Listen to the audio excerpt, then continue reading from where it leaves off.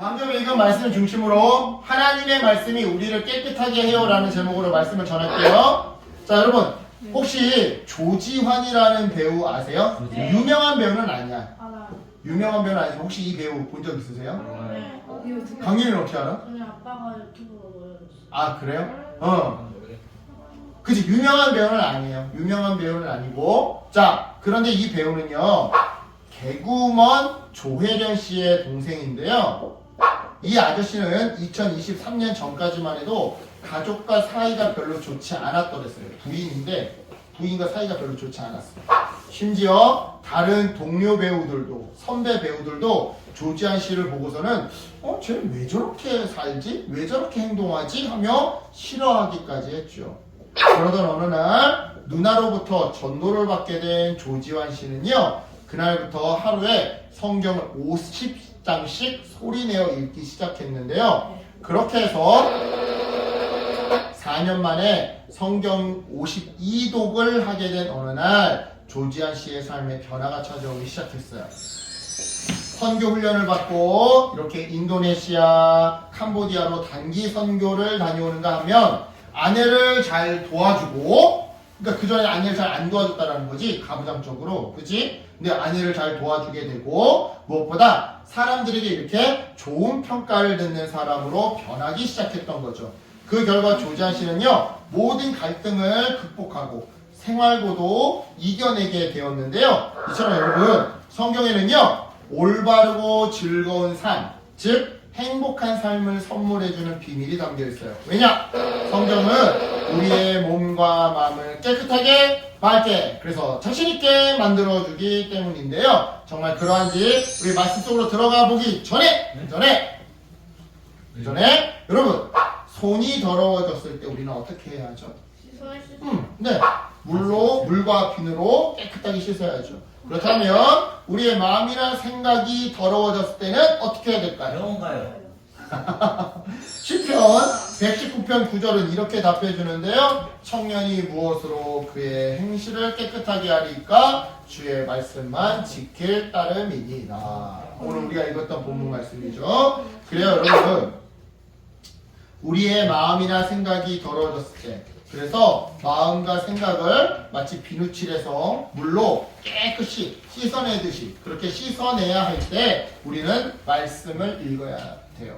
그러니까 곧 말씀이 비누고 말씀이 물이라는 거지. 그지? 응. 그것도 단순히 읽고 끝내는 것이 아니라 말씀을 묵상하고 나아가 실천해야 하죠. 그래야 우리의 마음과 행동도 깨끗해질 수 있는 건데요. 쉽게 말해서 이런 거예요. 쉽게 말해서 자, 거짓말을 하고 싶은 유혹에 빠진다거나 친구를 미워하는 마음이 올라올 때 어떻게 해야 한다? 하나님의 말씀을 떠올리고 그대로 실천해야 한다. 그래야 우리의 마음이 다시 맑고 밝아질 수 있다는 거죠.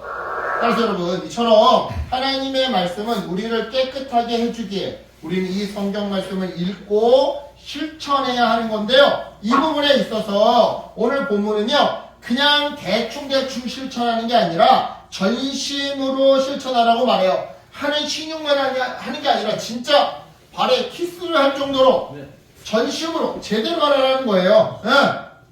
즉 진짜 마음을 다해서 정말로 진지하게 말씀을 읽고 진지하게 실천하라고 말씀하자라는 거죠. 왜냐?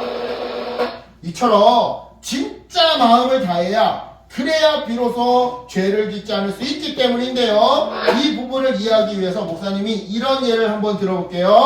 자, 여러분, 게임을 잘하려면 어떻게 해야 될까요?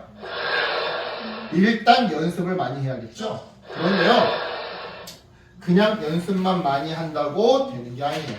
마치 수학 공부 문제만 무조건 많이 푼다고 수학 공부 다 잘하는 거 아니듯이 연습만 많이 한다고 되는 게 아니래요. 규칙을 잘 기억하고 따르면서 그리고 잘 활용하면서 연습을 많이 해야 하죠. 그래서 실제로 페이커가 뭐라고 얘기했냐면 게임을 잘하려면 독서를 해야 된대요.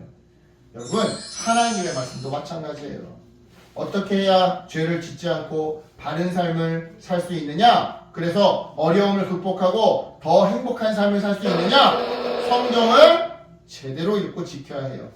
그냥 읽고 지키는 것이 아니라 제대로, 그러니까 말씀의 뜻을 깊이 생각하고 묵상하면서 읽고 지켜야 올바른 삶, 그리고 즐거운 삶, 행복한 삶을 살 수 있다라는 거죠.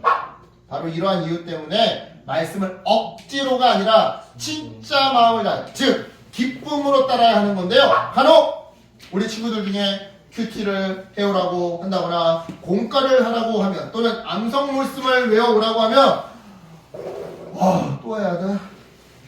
또 해야 돼? 하면서 억지로 하는 친구들을 자주 보곤 해요. 이와 관련해서 오늘 본문 14절에서 시인은 이렇게 고백해요.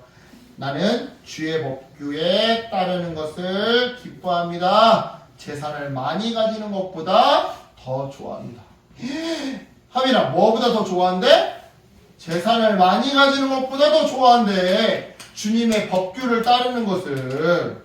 자, 여러분, 이 말씀의 의미가 뭐예요? 하나님의 말씀을 아주 귀한 보물처럼 기쁘게 생각했다라는 거예요. 다시 말해, 맛있는 간식이라 좋아하는 장난감을 볼 때처럼 하나님의 말씀을 기쁘고 즐거운 마음으로 따르라는 거죠. 왜요? 그래야 억지로가 아닌 진심으로 말씀을 실천하게 되고, 그렇게 진심으로 실천해야 마음과 행동을 깨끗하게 만들어서 더 올바른 삶, 더 즐거운 삶을 살 수 있거든요. 바꿔 말해, 더 올바른 삶, 더 즐거운 삶은 말씀을 따를 때 가능한데, 억지로 하면 이걸 계속 이어나갈 수 없게 되어서 잠깐 행복하고 끝나니까 기쁨을 안 하는 거예요.